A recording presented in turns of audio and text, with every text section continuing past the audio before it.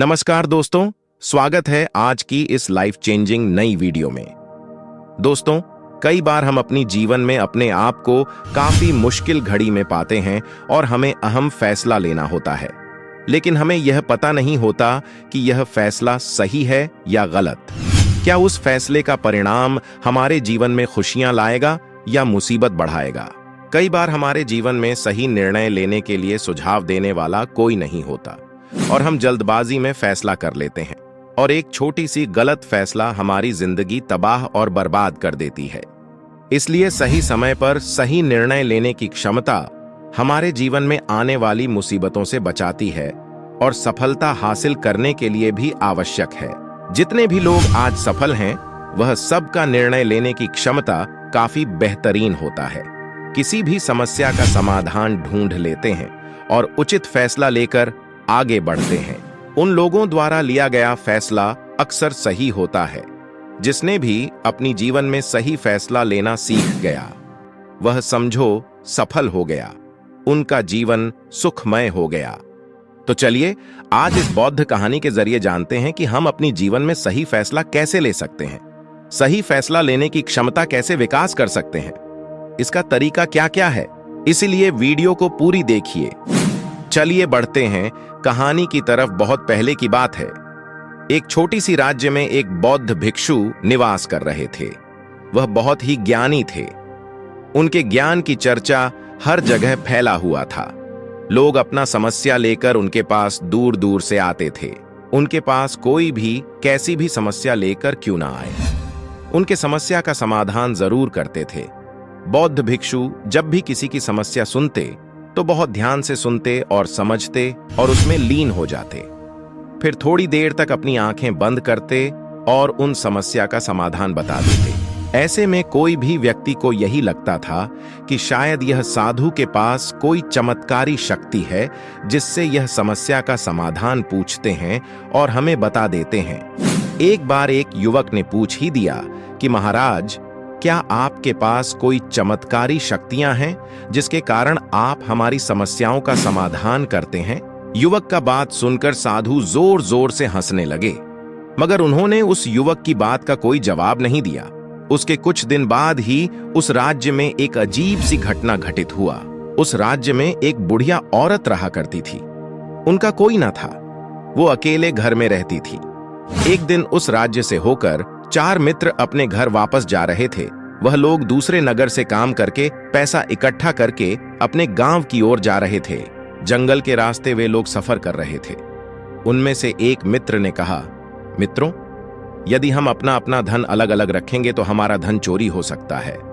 क्यों ना हम सब अपना धन एक ही पोटली में रख दें, जिससे हम सब की निगाहें एक ही पोटली पर रहेगा और हम सब मिलकर इसका ध्यान रखेंगे। फिर अपना गांव पहुंचकर अपना अपना हिस्सा अलग कर लेंगे। उन युवक का बात बाकी तीनों ने मान ली और वह लोग अपना अपना धन एक ही पोटली में रखकर आगे बढ़ने लगा। चलते चलते काफी समय बीत चुका था। अब रात्रि की समय होने वाला था। उन लोगों को रात बिताने के लिए एक सुरक्षित जगह की जरूरत थी। तभी आगे चलकर रास्ते में उन्हें एक घर दिखाई दिया जहां एक बूढ़ी औरत रहा करती थी। रात का समय भी होने वाला था और वे लोग काफी थक चुका था। उन्हें विश्राम की जरूरत था। उन चारों ने मिलकर योजना बनाया कि आज रात हम इसी घर में रहने का बंदोबस्त करते हैं। चारों मित्र उस घर के तरफ बढ़ते हैं और घर का दरवाजा खटखटाते हैं। तभी सामने एक बूढ़ी औरत दरवाजा खोलती है। उन चारों में से एक मित्र हाथ जोड़कर विनती करते हैं कि माता जी, हम लोग अपने गांव की ओर जा रहे थे और यहाँ रास्ते में ही रात हो चुकी है और हम इतनी रात में सफर नहीं कर सकते। इसलिए हमारी आपसे विनती है कि हम एक रात के लिए यहाँ रुकना चाहते हैं। सुबह होते ही हम वापस चला जाएंगे। उस बूढ़ी औरत ने काफी देर सोचने के बाद बोली, ठीक है, आज रात तुम लोग यहाँ रुक सकते हो, मुझे कोई दिक्कत नहीं। मैं खाना बनाने जा रही हूँ, कहो तो तुम लोगों के लिए भी खाना बना दूं। उन चारों ने कहा, हाँ हाँ बिल्कुल। फिर चारों ने सहमति करते हुए उस धन की पोटली बूढ़ी औरत को थमा दिया और बोला, माता जी, इस पोटली में हम चारों की वर्षों की कमाई है। हम सब ने अब तक का कमाया हुआ सारा धन इसी पोटली में रखा हुआ है और हम इसे आपको सौंपते हैं। क्योंकि ये हम चारों से ज्यादा आपके पास सुरक्षित रहेगा। हम बस इतना चाहते हैं कि हम चारों में से यदि कोई एक व्यक्ति इसे लेने आए तो आप इस पोटली को मत देना जब तक कि हम चारों एक साथ इसे लेने ना आए। तभी वह बूढ़ी औरत कहती है, ठीक है बेटा, तुम चारों एक साथ आओगे तभी मैं इस पोटली को आप लोगों को सौंपूंगी। वैसे आप लोग सुबह ही यहां से जाने वाले हो, मैं सुबह ही यह पोटली आप लोगों को थमा दूंगी। उस धन की पोटली बूढ़ी औरत को थमा देने के बाद वह चारों निश्चित हो जाते हैं कि अब उनके धन सुरक्षित है।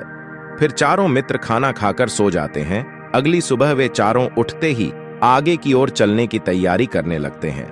उन चारों में से एक मित्र बदमाश था।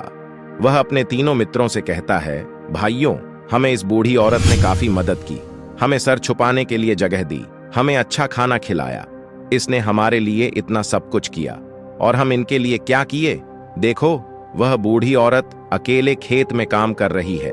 क्या हम यहां से जाने से पहले उस बूढ़ी औरत की मदद नहीं कर सकते? उस बदमाश नौजवान ने मन ही मन में योजना बना लिया कि वह किसी तरह धन की पोटली बुढ़िया से हासिल करके रहेगा। बाकी की तीनों मित्र उनका इरादा नहीं समझ पाते और उनके बातों में आ जाते हैं और उस बूढ़ी औरत की मदद करने खेत में काम करने चल पड़ते हैं। कुछ देर काम करने के बाद वह बदमाश नौजवान तीनों मित्रों से कहता है कि मित्रों, मुझे जोरों से प्यास लग गई है, मैं बूढ़ी औरत से पानी मांगकर आता हूं। वह बाकी मित्र भी काफी थक चुका था, उन्हें भी जोरों की प्यास लगी थी, इसलिए वह तीनों मित्र उसे जाने की अनुमति दे देते हैं। जैसे ही वह बदमाश उस बूढ़ी औरत के पास पहुंचता है, वह उस बूढ़ी औरत से कहता है, माता जी, अब हम यहां से जा रहे हैं, कृपया करके हमारी धन की पोटली हमें वापस दे दें।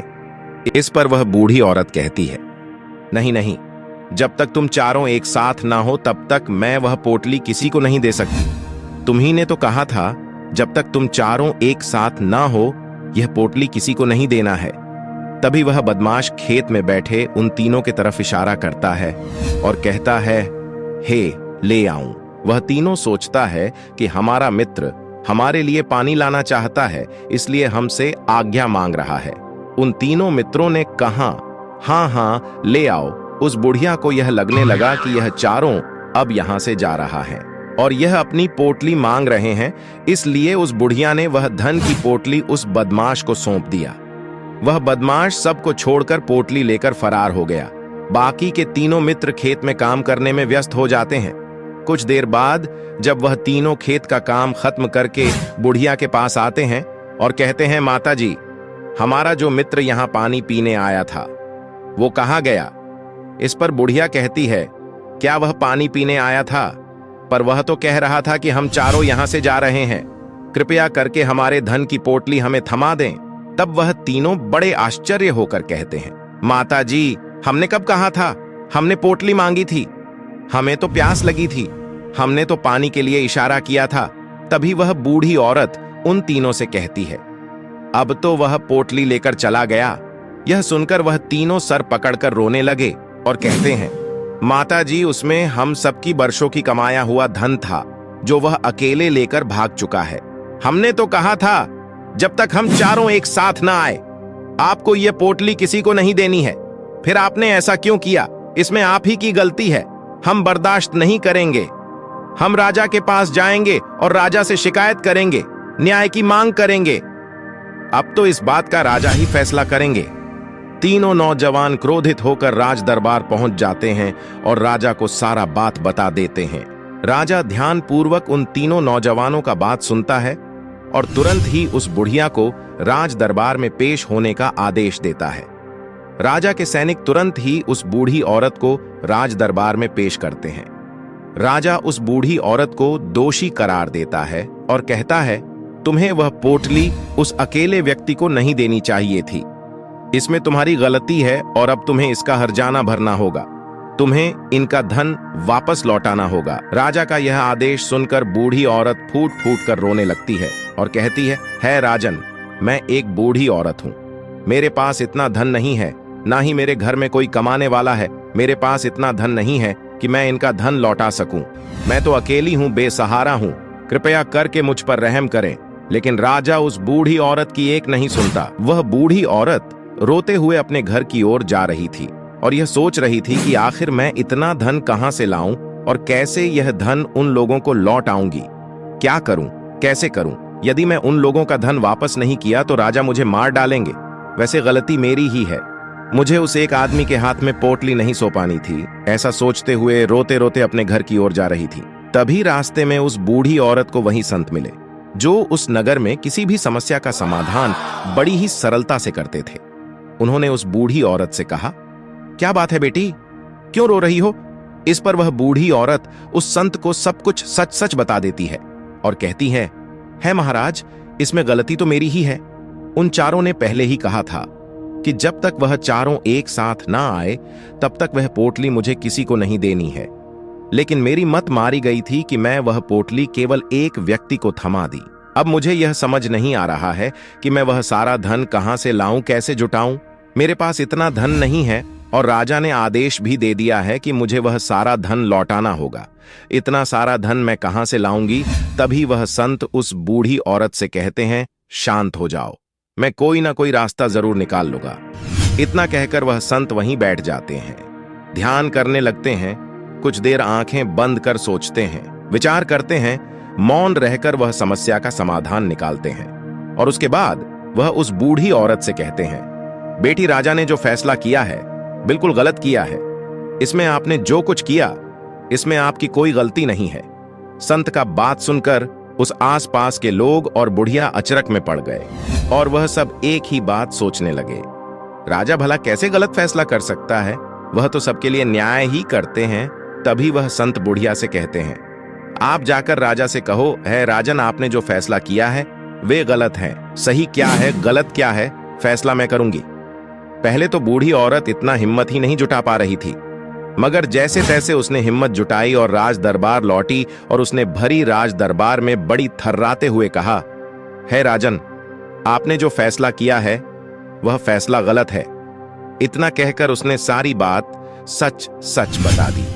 बूढ़ी औरत के सारा बात सुनकर राजा बड़ी क्रोधित हुआ और ऊंची आवाज में बोला, कौन है वह संत जिसने मेरे फैसले को गलत बताया?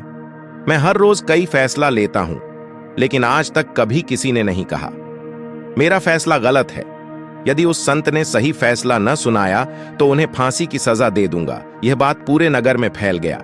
सभी यह जानने के लिए इच्छुक थे, आखिर वह साधु ऐसा कौन सा फैसला सुनाने वाला है जो राजा से भी उचित होगा, सबके लिए न्याय होगा। राजा ने तुरंत ही अपने सैनिकों को आदेश दिया, जाओ उस साधु को मेरे पास ले आओ।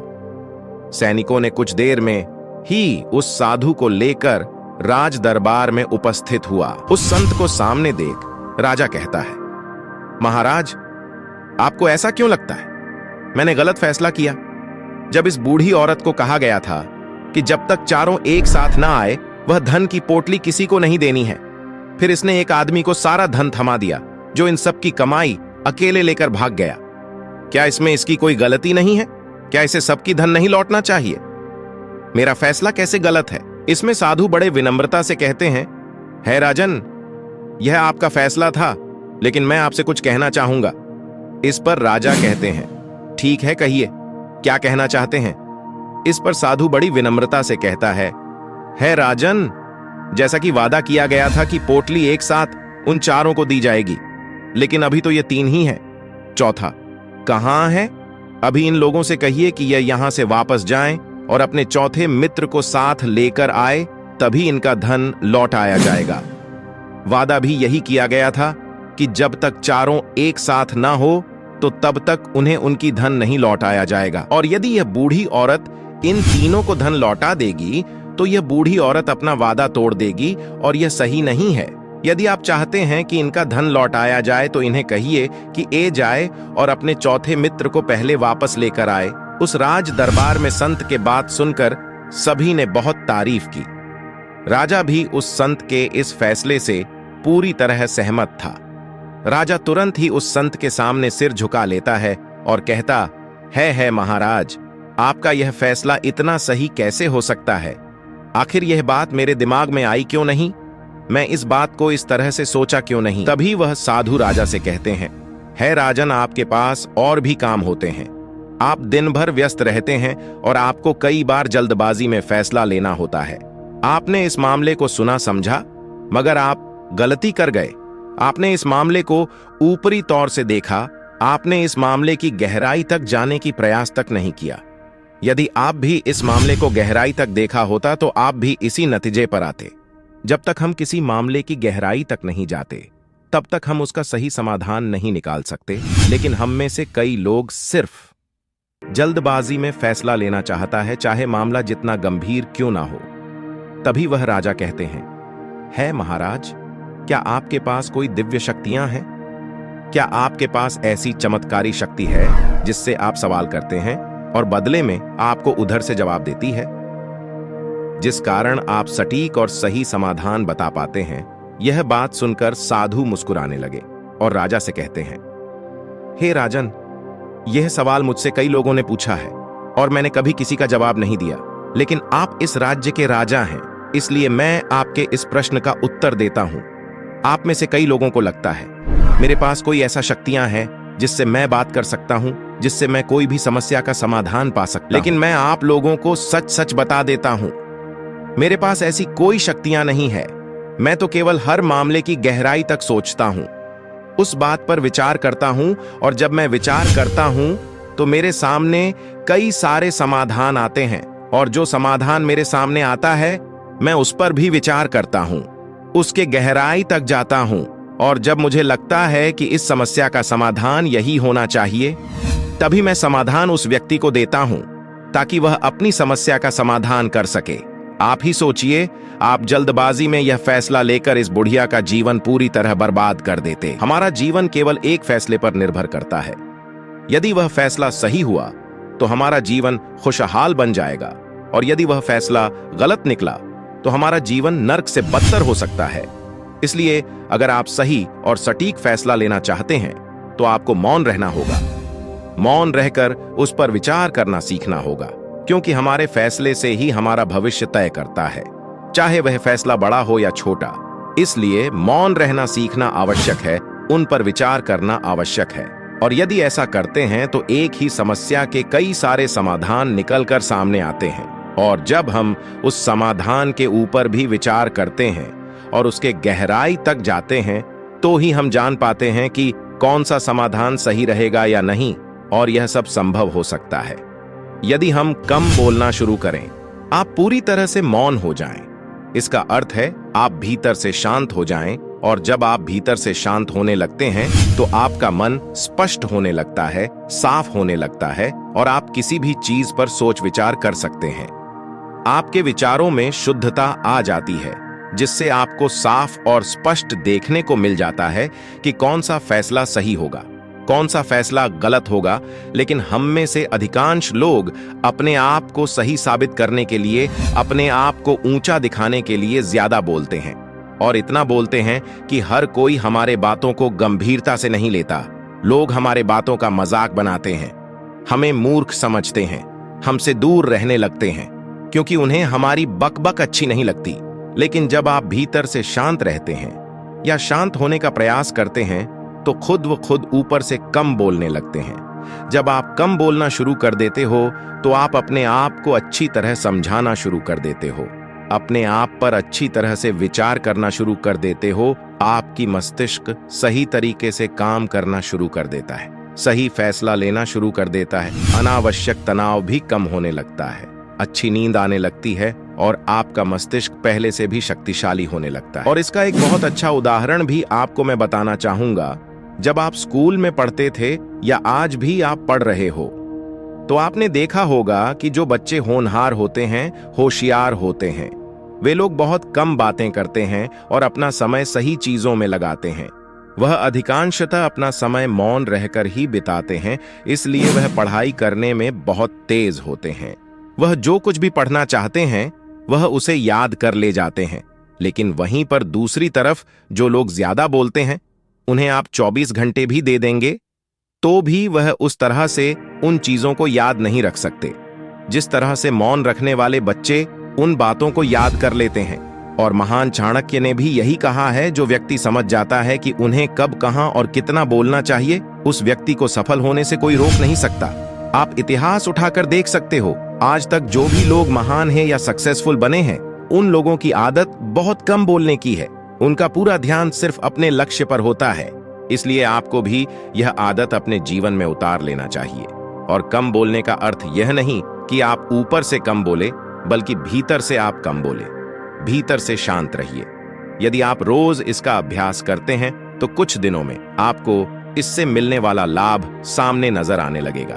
दोस्तों, आपने आज की इस वीडियो से क्या सीखा, आप कमेंट कर सकते हैं। और इस वीडियो को उस इंसान को जरूर शेयर करें जिन्हें यह कहानी सुनने की जरूरत है। मिलता हूं किसी और लाइफ चेंजिंग वीडियो के साथ। तब तक आप अपना ख्याल रखना। धन्यवाद। Good bye.